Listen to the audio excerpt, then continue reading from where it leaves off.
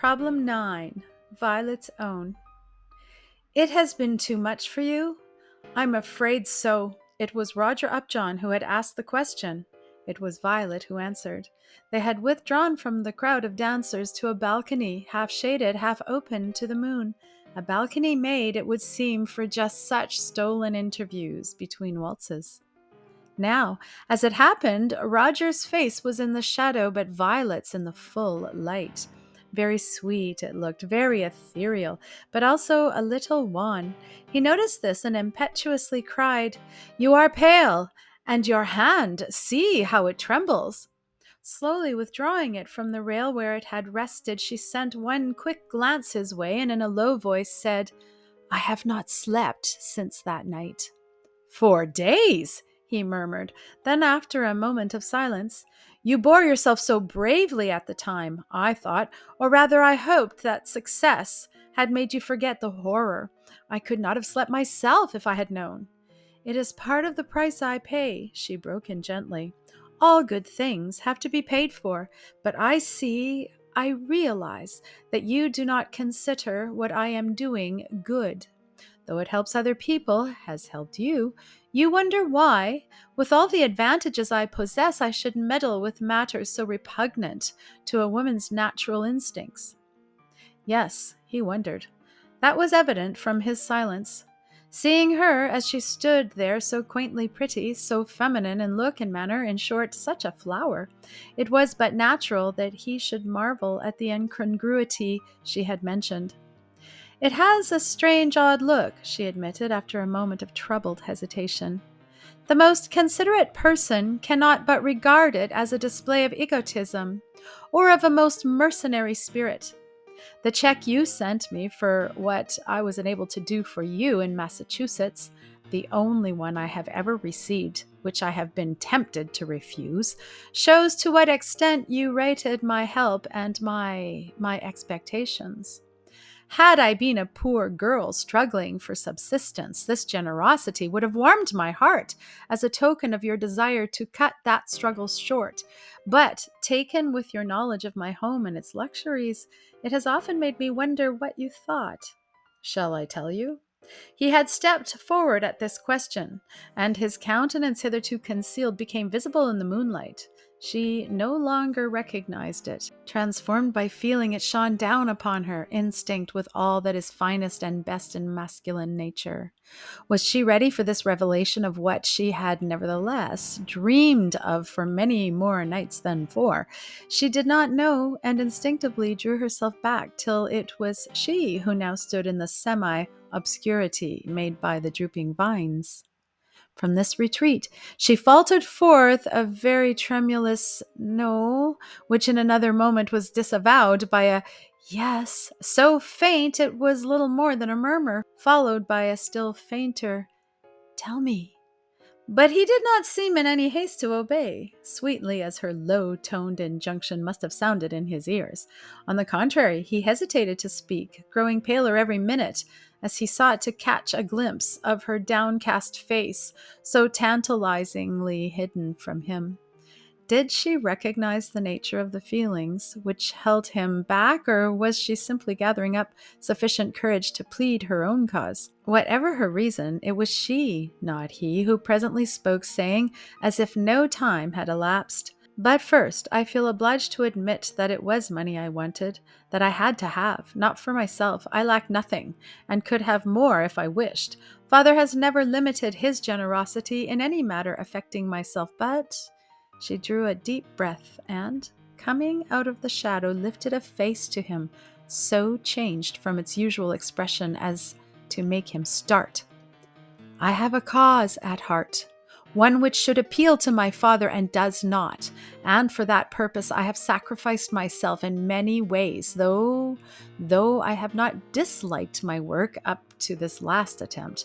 Not really. I want to be honest, and so must admit that much. I have even gloried, quietly and all by myself, of course, over the solution of a mystery which no one else seemed able to penetrate. I am made that way.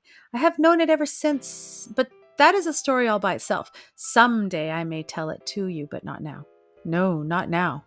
The emphasis sent the color into her cheek, but did not relieve his pallor. Miss Strange, I have always felt, even in my worst days, that the man who, for selfish ends, brought a woman under the shadow of his own unhappy reputation was a man to be despised. And I think so still, and yet, nothing in the world but your own word or look can hold me back now from telling you that I love you. Love you, notwithstanding my unworthy past, my scarring memories, and all but blasted hopes. I do not expect any response. You are young. You are beautiful. You are gifted with every grace, but to speak, to say over and over again, I love you, eases my heart and makes my future more endurable. Oh, do not look at me like that unless. But the bright head did not fall, nor the tender gaze falter, and driven out of himself, Roger Upjohn was about to step passionately forward when, seized by fresh compunction, he hoarsely cried, "It is not right. The balance dips too much my way. You bring me everything. I can give you nothing but what you already possess, abundance, love, and money. Besides, your father," she interrupted him with a glance at once arch and earnest. "I had a talk with father this morning. He came to my room, and it was very near being serious. Someone had told him I was doing things on the sly, which he had better look into, and of course he asked questions, and I answered them. He wasn't pleased. In fact, he was very displeased. I don't think we can blame him for that. But we had no open break, for I love him dearly, for all my opposing ways, and he saw that, and it helped. Though he did say, after I had given my promise to stop where I was, and never to take up such work again, that—" Here she stole a shy look at the face bent so eagerly towards her, "that I had lost my social status, and need never hope now for the attentions well, of such men as he admires and puts faith in. So you see," her dimples are showing, "that I am not such a very good match for an Upjohn of Massachusetts, even if he has a reputation to recover and an honorable name to achieve. The scale hangs more evenly than you think." "Violet!" A mutual look, a moment of perfect silence, then a low whisper, airy as the breath of flowers rising from the garden below. "I have never known what happiness was till this moment. If you will take me with my story untold—" "Take you? Take you?"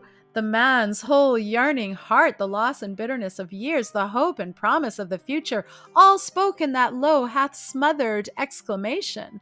Violet's blushes faded under its fervency, and only her spirit spoke as, leaning towards him, she laid her two hands in his, and said with all a woman's earnestness, "I do not forget little Roger, or the father who I hope may have many more days before him, in whom to bid good night to the sea. Such union as ours must be hallowed, because we have so many persons to make happy besides ourselves." The evening before their marriage, Violet put a dozen folded sheets of closely written paper in his hand. They contained her story. Let us read it with him. Dear Roger, I could not have been more than 7 years old when one night I woke up shivering at the sound of angry voices. A conversation which no child should ever have heard was going on in the room where I lay. My father was talking to my sister. Perhaps you do not know that I have a sister. Few of my personal friends do. And the terror she evinced I could well understand, but not his words, nor the real cause of his displeasure. There are times even yet when the picture forced upon my infantile consciousness at that moment of first awakening comes back to me with all its original vividness. There was no light in the room save such as the moon made, but that was enough to reveal the passion burningly alive in either face, as bending towards each other, she in supplication and he in a tempest of wrath, which knew no bounds, he uttered, and she listened to what I now know to have been a terrible arraignment. I may have an interesting countenance. You may have told me so sometime, but she was beautiful. My elder by 10 years, she had stood in my mother's stead to me for almost as long as I could remember. And as I saw her lovely features contorted with pain, and her hands extended in a desperate plea to one who had never shown me anything but love. My throat closed sharply, and I could not cry out, though I wanted to, nor move head or foot, though I longed with all my heart to bury myself in the pillows. For the words I heard were terrifying, little as I comprehended their full purport. He had surprised her talking from her window to someone down below, and after saying cruel things about that, he shouted out, "You have disgraced me! You have disgraced yourself! You have disgraced your brother and your little sister! Was it not enough that you should refuse to marry the good man I had picked out for you, that you should stoop to this low-down scoundrel, this—" I did not hear what else he called him. I was wondering so to whom she had been stooping. I had never seen her stoop, except to tie my little shoes. But when she cried out, as she did after an interval, "I love him! I love him!" then I listened again, for she spoke as though she were in dreadful pain, and I did not know that loving made one ill and unhappy. "And I am going to marry him," I heard her add, standing up as she said it, very straight and tall. Marry? I knew what that meant. A long aisle in a church, women in white, and big music in the air behind. I had been a flower girl at a wedding once, and had not forgotten. We had had ice cream and cake, but my childish thoughts stopped short at the answer she received, and all the words which followed.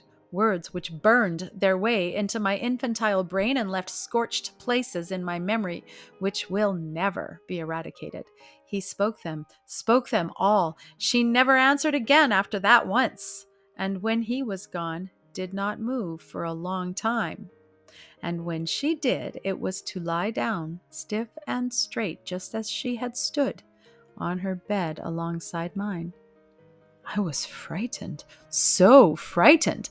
My little brass bed rattled under me. I wonder she did not hear it. But she heard nothing, and after a while she was so still I fell asleep. But I woke again. Something hot had fallen on my cheek. I put my hand to brush it away and did not know, even when I felt my fingers wet, that it was a tear from my sister mother's eye. For she was kneeling then, kneeling close beside me, and her arm was over my small body, and the bed was shaking again, but not this time with my tremors only. And I was sorry and cried, too, until I dropped off to sleep again with her arm still passionately embracing me. In the morning she was gone. It must have been that very afternoon that Father came in, where Arthur and I were trying to play, but not quite succeeding, for I had been telling Arthur, for whom I had a great respect in those days, what had happened the night before, and we had been wondering in our childish way if there would be a wedding after all, and a church full of people and flowers and kissing, and lots of good things to eat, and Arthur had said no, it was too expensive. That was why Father was so angry, and comforted by assertion I was taking up my doll again, when the door opened and Father stepped in. It was a great event, any visit from him to the nursery, and we both dropped our toys and stood staring, not knowing whether he was going to be nice and kind, as he sometimes was, or scold us, as I had heard him scold our beautiful sister. Arthur showed at once what he thought, for without the least hesitation he took the one step which placed him in front of me, where he stood waiting with his two little fists hanging straight at his sides, but manfully clenched in full readiness for attack. That this display of pygmy chivalry was not quite without its warrant is evident to me now, for Father did not look like himself or act like himself any more than he had the night before. However, we had no cause for fear, having no suspicion of my having been awake during his terrible interview with Teresa. He saw only two lonely and forsaken children, interrupted in their play. Can I remember what he said to us? Not exactly, though Arthur and I often went over it, choked whispers in some secret nook of the dreary old house, but his meaning, that we took in well enough. Teresa had left us. She would never come back. We were not to look out of the window for her or run to the door when the bell rang. Our mother had left us too a long time ago, and she lay in the cemetery where we sometimes carried flowers. Teresa was not in the cemetery, but we must think of her as there, though not as if she had any need of flowers. Having said this, he looked at us quietly for a minute. Arthur was trying very hard not to cry, but I was sobbing like the lost child I was, with my cheek against the floor where I had thrown myself when he said that awful thing about the cemetery. She, there, my sister-mother, there. I think he felt a little sorry for me, for he half stooped as if to lift me up, but he straightened again and said very sternly, "Now, children, listen to me. When God takes people to heaven and leaves us only their cold, dead bodies, we carry flowers to their graves and talk about them, if not very much. But when people die because they love dark ways better than light, then we do not remember them with gifts, and we do not talk about them. Your sister's name has been spoken for the last time in this house. You, Arthur, are old enough to know what I mean when I say that I will never listen to another word about her from either you or Violet as long as you and I live. She is gone, and nothing that is mine shall she ever touch again. You hear me, Arthur? You hear me, Violet? Heed me, or you go too." His aspect was terrible, and so was his purpose, much more terrible than we realized at the time with our limited understanding and experience. Later, we came to know the full meaning of this black drop, which had been infused into our lives. When we saw every picture of her destroyed which had been in the house, her name cut out from the leaves of books, the little tokens she had given us surreptitiously taken away, till not a vestige of her once beloved presence remained, we began to realize that we had indeed lost her. But children, as young as we were then, do not long retain the poignancy of their first griefs. Gradually, my memories of that awful night ceased to disturb my dreams, and I was 16 before they were again recalled to me with any vividness. And then it was by accident. I had been strolling through a picture gallery, and had stopped short to study more particularly one which had especially taken my fancy. There were two ladies sitting on a bench behind me, and one of them was evidently very deaf, for their talk was loud, though I am sure they did not mean for me to hear, for they were discussing my family. That is, one of them had said, "That's Violet Strange. She will never be the beauty her sister was, but perhaps that's not to be deplored. Teresa made a great mess of it." "That's true. I hear she and the signor have been lately here in town. In poverty, of course. He hadn't even as much go in him as the ordinary singing master." I suppose I should have hurried away and left this barbed arrow to rankle where it fell, but I could not. I had never learned a word of Teresa's fate, and that word poverty, proving that she was alive and suffering, held me to my place to hear what more they might say of her who for years had been for me an indistinct figure bathed in cruel moonlight. "I have never approved of Peter Strange's conduct at that time," one of the voices now went on.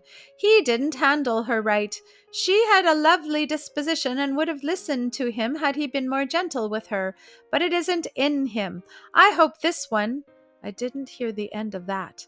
I had no interest in anything they might say about myself. It was of her I wanted to hear, of her. Weren't they going to say anything more about my poor sister? Yes, it was a topic which interested both, and presently I heard, "He'll never do anything for her, no matter what happens. I've heard him say so, and Laura has vowed the same." Laura is our aunt. "Besides, Teresa has a pride of her own quite equal to her father's. She wouldn't take anything from him now. She'd rather struggle on. I'm told, I don't know how true it is, that she's working in a department store, one of the 6th Avenue ones. Oh, there's Mrs. Vandergraff. Don't you want to speak to her?" They moved off, leaving me still gazing with unseeing eyes at the picture before which I stood planted, and saying over and over in monotonous iteration, "One of the department stores in 6th Avenue. One of the department stores in 6th Avenue." Which department store? I meant to find out. I do not know whether up till then I had had the least consciousness of possessing what is called the detective instinct, but at the prospect of this quest, so much like that of the proverbial needle in a haystack, as I did not even know my sister's married name, and something within me forbade my asking it, I experienced an odd sense of elation, followed by a certainty of success, which in 5 minutes changed me from an irresponsible girl to a woman with a deliberate purpose in life. I am not going to write down here all the details of that search. Someday I may relate them to you, but not now. I looked first for a beautiful woman, for the straight, slim, and exquisite creature I remembered. I did not find her. Then I tried another course. Her figure might have changed in the 10 years which had elapsed, so might her expression. I would look for a woman with beautiful dark eyes. Time could not have altered them. I had forgotten the effect of constant weeping. And I saw many eyes, but not hers, not the ones I had seen smiling upon me as I lay in my crib before the days I was lifted to the dignity of the little brass bed. So I gave that up too and listened to the inner voice which said, "You must wait for her to recognize you. You can never hope to recognize her." And it was by following this plan that I found her. I had arranged to have my name spoken aloud at every counter where I bargained, and oh, the bargains I sought and the garments I tried on, but I made little progress. Until one day, after my name had been uttered a little louder than usual, I saw a woman turn from rearranging gowns on a hanger and give me one look. I uttered a low cry and sprang impetuously forward. Instantly, she turned her back and went on hanging, or trying to hang up gowns on a rack before her. Had I been mistaken? She was not the sister of my dreams, but there was something fine in her outline, something distinguished in the way she carried her head, which... Next minute, my last doubt fled. She had fallen her length on the floor and lay with her face buried in her hands in a dead faint. Oh, Roger, Roger, Roger! I had that dear head on my breast in a moment. I talked to her. I whispered prayers in her unconscious ear. I did everything I should not have done until they all thought me demented. When she came to, as she did under other ministrations than mine, I was for carrying her off in my limousine. But she shook her head with a gesture of such disapproval that I realized I could not do that. The limousine was my father's, and nothing of his was ever to be used for her again. I would call a cab, but she told me that she had not the money to pay for it, and she would not take mine. Car fare she had, 5 cents would take her home. I need not worry. She smiled as she said this, and for an instant I saw my dream sister again in this weary, half-disheartened woman, but the smile was a fleeting one, for this was to be her last day in the store. She had no talent as a saleswoman and was merely working out her week. I felt my heart sink heavily at this, for the evidence of poverty were plainly to be seen in her clothes and the thinness of her face and figure. How could I help? What could I do? I took her to a restaurant for food and talk, and before she would order, she looked into her purse, with the result that we had only a little toast and tea. It was all she could afford, and I, with $100 in bills at that moment in my bag, could not offer her anything more, though she was needing nourishment, and dishes piled with savory meats were going by us every moment. I think if she had let me, I would have dared my father's displeasure and been disobedient to his wishes by giving her one wholesome meal, but she was as resolute of mind as he, and, as she said afterwards, had chosen her course in life and must abide by it. My love she would accept. It took nothing from father and gave her what her heart was pining for, had pined for years, but nothing more, not another thing more. She would not even let me go home with her, and I knew why when her eyes fell at the searching look I gave her. Something would turn up, and when her husband's health was better and she had found another position, she would send me her address, and then I could come and see her. As we walked out of the restaurant, we ran against a gentleman I knew. He stopped me for a passing word, and in that minute she disappeared. I did not try to follow her. I could get her street and number from the store where she had worked. But when I had done this and embraced the first opportunity which offered to visit her, I found that she had moved away in the interim, leaving everything behind in payment of her rent except such small things as she and her husband could carry. This was discouraging, as it left me without any clue by which to follow them. But I was determined not to yield to her desire for concealment in the difficult and disheartening task I now saw before me. Seeking advice from the man who has since become my employer, I entered upon this second search with a quiet resolution which admitted of no defeat.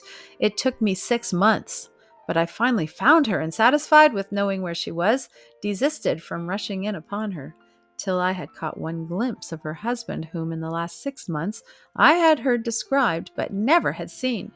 To understand her, it was perhaps necessary to understand him, and if I could not hope to do this offhand, I could not fail to get some idea of the man from even the most casual look. He was, as I soon learned, the fetcher and carrier of the small ménage, and the day came when I met him face to face in the street where they lived. Did he disappoint me? Or did I see something in his appearance to justify her desertion of her father's home and her present life of poverty? If I say yes to the first question, I must also say it to the last. If handsome once, he was not handsome now, but with a personality such as his, this did not matter. He had that better thing, that greatest gift of the gods, charm. It was in his bearing, his movement, the regard of his weary eye. More than that, it was in his very nature, or it would have vanished long ago under disappointment and privation. But that was all there was to the man, a golden net in which my sister's youthful fancy had been caught, and no doubt held meshed to this very day. I felt less like blaming her for her folly after an instant's view of him as we passed each other in the street. But as I took time to think, I found myself growing sorrier and sorrier for her, and yet in a way gladder and gladder, for the man was a physical wreck and would soon pass out of life, leaving her to my love and possibly to our father's forgiveness. But I did not know Teresa. After her husband's death, which occurred very soon, she let me come to her, and we had a long talk. Shall I ever forget it, or the sight of her beauty in that sordid room? For account for it as you will, the loveliness which had fled under her sense of complete isolation had slowly regained its own with the recognition that she still had a place in the heart of her little sister. Not even the sorrow she felt for the loss of her suffering husband, and she did mourn him. This, I am glad to say, could more than temporarily stay this. 6 months of ease and wholesome food would make her, I hardly dared to think of what, for I knew without asking her or she telling me that she would accept neither. That she was as determined now as ever that nothing which came directly or indirectly from father should go to the rebuilding of her life. That she intended to start anew and work her way up to a place where I should be glad to see her, she did say, but nothing more. She was still the sister mother, loving but sufficient to herself, though she had but $10 left in the world, as she showed me, with a smile that made her beautiful as an angel. I can see that shabby little purse yet, with its one poor greasy bill, a sum to her, but to me the price of a luncheon or a gift of flowers. How I longed, as I looked at it, to tear every jewel from my poor bedecked body and fling them one and all into her lap. I had worn them in profusion, though carefully hidden under my coat, in the hope that she would accept one of them at least. But she refused all, even such as had been gifts of friends and schoolmates, only humoring me this far, that she let me hang them for a few minutes about her neck and in her hair, and then pull them all off again.